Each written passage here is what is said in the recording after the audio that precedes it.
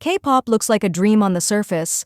Dazzling stages, jaw-dropping choreography, global fans cheering in unison. But there's a side you never see, a world hidden behind closed practice room doors, one filled with fear, pressure, and sacrifice. This is the reality of K-pop trainee life. What they never show you.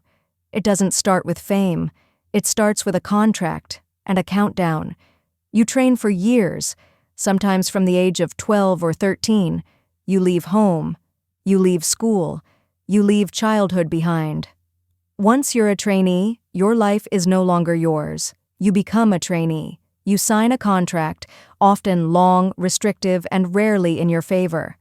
Then starts the routine, 12 16-hour practice days, vocal training, dance rehearsals, Korean and English lessons, weight checks, monthly evaluations, group rankings. There's no guarantee you'll debut, and no guarantee you'll last. You become a trainee. You sign a contract, often long, evaluations, group rankings. Some trainees spend years training and never debut. Others debut, only to be forgotten. In many companies, there's a brutal system. Each month, trainees are ranked. If you fall too low, you're out. No second chances. Now, imagine being 14. You haven't even finished growing. Your body's still growing, but you're told to lose 5 kilos in a week or you're not idol material. You're told, you're not pretty enough. You're too fat. You're not improving fast enough. You're told to smile, to sing, to starve, to endure. Let's talk about real people. BTS, the world's biggest K-pop group, didn't start with glamour. They were underdogs. Their dorm was tiny. They trained relentlessly. Jungkook cried during evaluations.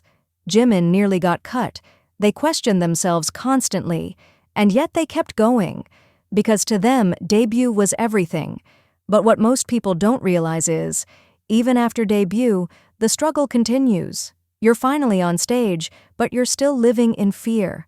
Fear of making mistakes, fear of fading out, fear of disappointing fans, and yourself. Idols faint on stage. They perform through pain, injuries, fevers. They're pushed past human limits, all while smiling for the camera. And the scariest part? They're trained to make it look easy. So yes, becoming an idol is a dream for many, but behind the dream is a system that demands everything. How idols are controlled, exhausted, and sometimes completely lost. This is the side they hide. And it's time we talk about it. It's a sacrifice, a transformation, a survival game. For thousands of teenagers, it begins in small practice rooms with mirrored walls and cold floors, where time feels endless and sleep feels optional. Let's go back to the beginning.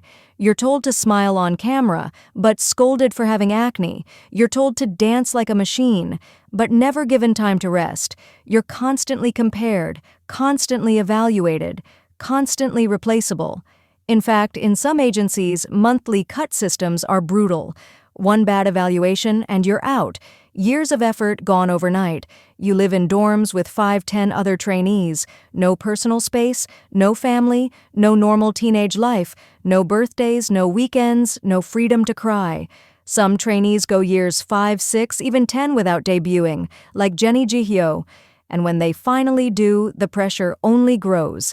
Let's take a real example. Bangtan Sonyeondan BTS. We all know their global fame today, but back in 2010-2013, they were just a small group of big-hit trainees. They practiced in tiny rooms, slept in cramped dorms, and faced massive hate online before they even debuted. Jungkook was just 13 when he became a trainee. He cried during evaluations. Jimin nearly got cut before debut. RM carried the weight of leading a team at just 17, and they were lucky. Many never even make it to the stage. Trainees are underpaid, overworked, and often suffer in silence. Mental health support? Rare. Open conversations about anxiety or depression?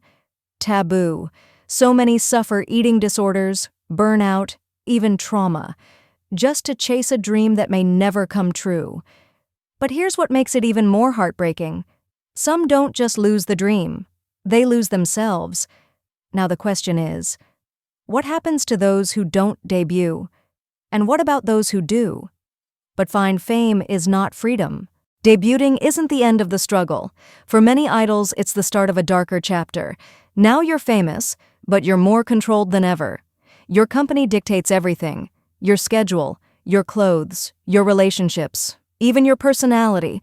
One mistake, one rumor, one controversial opinion, and your career could be over. You're expected to be perfect, to smile when you're exhausted, to stay silent when you're suffering. Some idols have spoken out, like RM, Suga, IU, Taeyeon. They've opened up about anxiety, depression, burnout, but others couldn't survive. Jonghyun, Sully, Hara. Their deaths were a tragic reminder that even idols can break. Cyberbullying, hate, pressure, it all builds up. And in a system that ignores mental health, there's often no escape. Many idols perform through panic attacks. Some develop eating disorders. Some are hospitalized from stress or overwork. But they're still expected to be grateful because they're living the dream, right? Now, talking about inequality.